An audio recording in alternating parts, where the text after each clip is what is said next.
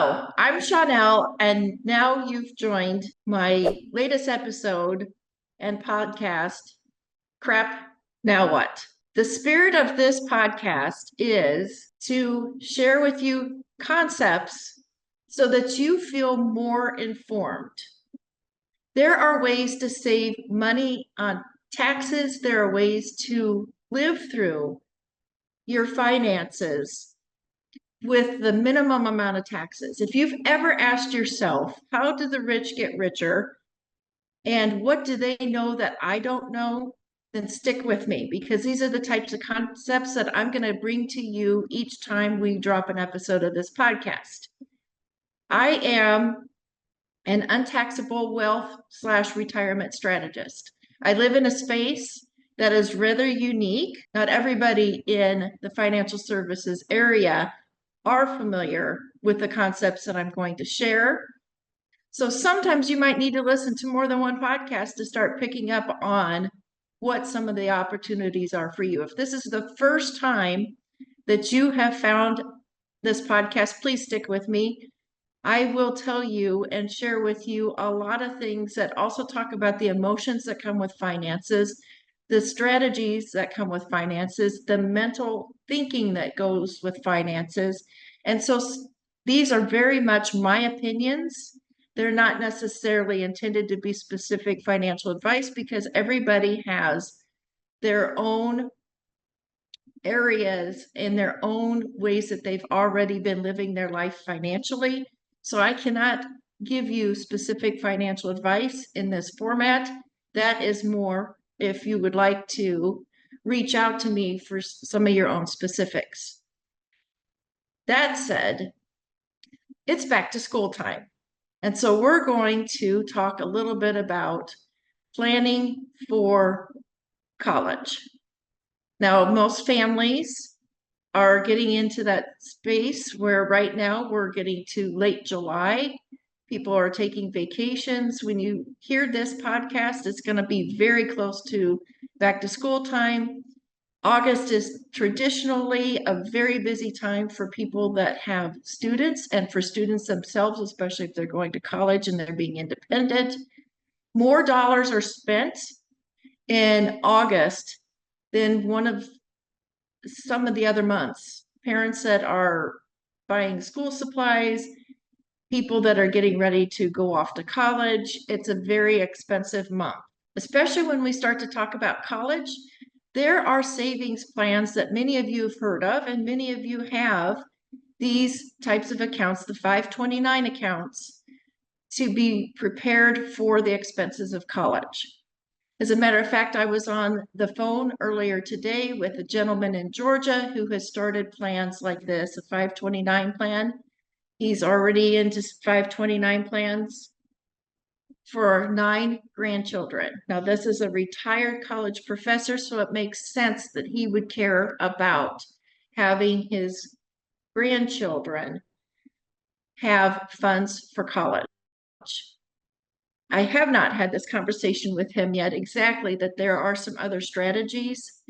However, the spirit in this and sharing this with you is the fact that people care about setting people up for college. So I'm going to compare for you the difference between a 529 plan and a 7702 plan, and invite you to ask me some questions and put some in the comments at some point so that I can get into this a little bit further.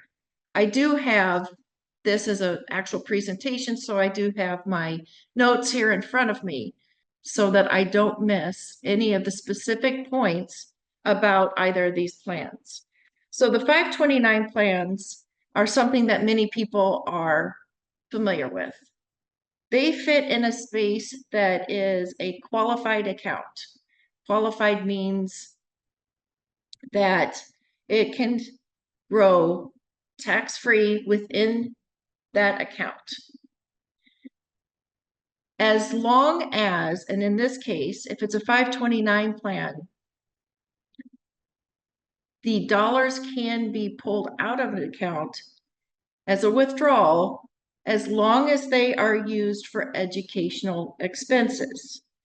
Then there would be no taxes. So that's in the spirit of what I'm sharing with you about minimizing taxes. Qualifying educational expenses, anybody who's been in a program like this knows that there's a list of what actually fits in these guidelines as a qualified expense. And the spirit of a 529 plan is to help encourage savings for college. The money that goes into a 529 plan is post-tax dollars. So those dollars, again, that's part of the reason why it qualifies to be untaxed coming out of the plan. A 529 plan is designed to be drained, used up in the name of the person that the plan is written up for or established for. There are some different state tax laws that apply to this that we won't get into today. Plans are usually specific to a certain child. Sometimes there's a per family, but usually the guidelines are the withdrawals have to be for that specific child. And as I said in my parents and or grandparents can be the owner. Now let's talk a little bit more about pros and cons. I'm going to kind of situate myself here a little bit. The pros are of a 529 plan that they grow tax-free. Tax-free withdrawals. Grandparents can divert money from their estate into a 529 plan and avoid taxes. That would be the situation of the example that I gave earlier. There's really no limit on when the funds can be used. Can use the 529 funds to pay student loans without paying taxes. Now, I'm not an expert on that one, so do not quote me on that one for sure, because there's been so many things about student loans that it causes a lot of stress and a lot of a pain point in the public about student loans and promises made and things that didn't happen in the Supreme Court. So let's not get into that too far. There is a way to pull funds out and put it into a Roth IRA. In 2024, that figure is $35,000. We're not going to get into that too far, but one of the things that did get shifted with a 529 plan over the course of time are other ways to roll it out other than the college expenses. And then there's some other transfers. Here are the cons though. If a non-educational withdrawal is pulled out, there's a penalty, 10% penalty. There are some limits to what can be put in. There are limits to where the funds are counted as an asset in the equation when it comes to getting loans, student loans, FAFSA. So that is considered to be a bucket of money that the student has access to that can hurt how much they can get for student loans. A 529 plan is subject to market volatility. It does earn based on what is going on in the marketplace. And so if there is a downtime, those funds can actually go down. And there's really no death benefit. There are some rollover stipulations. So not only are there concerns about how it impacts student funding, but it's assigned to one student. One of the biggest challenges with the 529 plan is what happens if the person that is named as the potential student doesn't go to college. Those funds are not allowed to come out of that account unless with these new guidelines that it goes into the Roth IRA. That's one of the reasons why that avenue was developed, because it became a challenge that if the person didn't go to college, now we're sitting on this nest egg, what do we do with it? And it had to go on to another student in the family or be inherited down to one of their children. So that was a pain point in the financial services world. There are also some other rollover guidelines. Not going to get into those specifics too much, but there is extra administration on a 529 plan. And again, like I said, it is subject to market volatility and potential taxes and penalties. This seems like such a dry subject, but it is very true, and it is kind of a it is an important point when we start to think about what are we going to do to save up for college.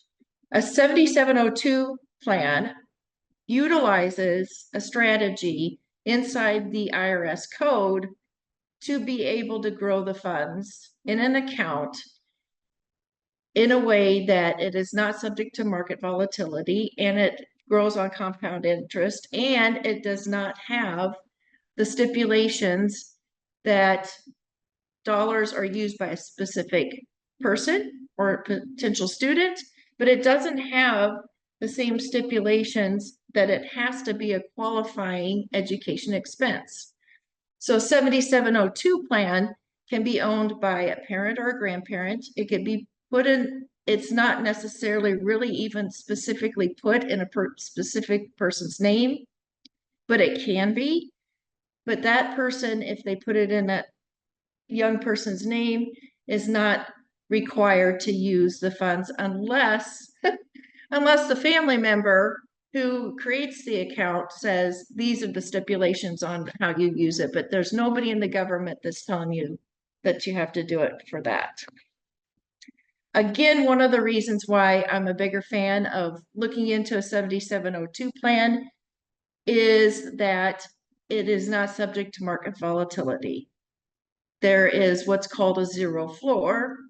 Funds grow based on stock market growth, but it is not subject to stock market losses.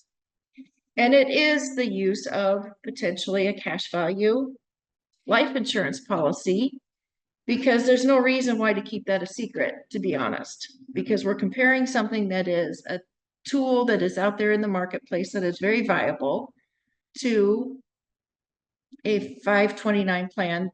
A 7702 plan will offer more versatility, and it's going to offer more opportunities for the family member or family members to utilize the growth of those dollars in a way that's going to best benefit the student or potential student. Again, the dollars are post-tax. The growth is not taxable. If the funds are taken out appropriately, then the funds are coming out untaxed. As I said, there's no penalties. There's also no rules as to how those dollars are used. And they're designed for continuous growth. And again, this is not about using a plan like this for the death benefit. It's the idea of being able to use and put funds into a place where the taxes are minimized and the guidelines are taken away. There's really no specific guidelines that compare to what I would say a 529 plan. As you start getting into back to school season, if you've got young people that you're starting to consider, or if you have a family member, if you're a grandparent and you're ready to start a 529 plan and you hear this podcast, reach out, send a question, reach out. You're welcome and you're invited to reach out to myself, my team, to learn more specifics of the difference between the two plans. Do some independent research. Make sure, though, that you're talking to someone who really understands what a 7702 plan can do for you, because there are ways that a 7702 plan needs to be designed so that the funds grow and that growth is maximized over time. Because if it's improperly designed, and that is one of the cons, a 529 plan, you sign up, you send the money, and it just keeps growing. If 7702 plan does require to have a professional really understands how to set one of these up so that the dollars are actually working for you and working for the person that you are hoping to help. If it's set up inappropriately, when a person is using life insurance and it's not set up the right way to take advantage of the compounding interest, to take advantage of the zero floor, because that's a certain type of policy, but also to have the design so that there is cash value that's growing rather than having money going into a policy and it's got too much death benefit and the costs are higher. So that needs to be a very real consideration on the 7702 plan. But the benefits, I still believe, outweigh the restrictions of a 529 plan. And that's the closest I'm going to get to giving you actual advice, is to look into it at least. If you like these concepts and you find these thoughts interesting and intriguing, of course, please like, share, follow. You can go to my website, Go Blazing Star. You can follow me on my socials as well. Continue to watch the podcast, Crap Now What? And the spirit of this particular episode has to do with what do we do if the student doesn't go to school? What do we do with the funds? And how do we best have funds available for a young adult? Thank you to my amazing team, Michaela and Hans from Ren's Marketing. Again, if you catch this podcast, I had the pleasure of meeting them earlier this week when we were at an in-person workshop called Women in Wealth. And we're going to continue to put together workshops as well as virtual workshops. My company does business all over the country. And I also want to thank Caleb from Sal Media for continuing to help edit these podcasts and post different shorts on it, different social media. You guys do an amazing job of helping keep me focused, helping me bring new, fresh ideas, motivating me, and I can't thank you enough. Okay, so if you're still listening to this podcast at this stage, this is the boring stuff. This is the disclaimer. And I'm doing this because, yes, I do care about who you are and what you do with your money. And I'm going to be here to help give you some ideas. However, these are just ideas, they're theories. Sometimes these are ideas that are coming into my head based on what's going on in the world at this time. And they're not necessarily specific financial advice. I do encourage you, if you decide to do anything with your money, make any changes, seek the advice of a professional. You're welcome to follow up with me or with someone else, and make sure that what you're doing is something that fits with you, your lifestyle, your finances, and it's a strategy that's specific to you. Again, these are ideas and concepts. Do not necessarily take these as specific financial advice and follow it directly without having a full education.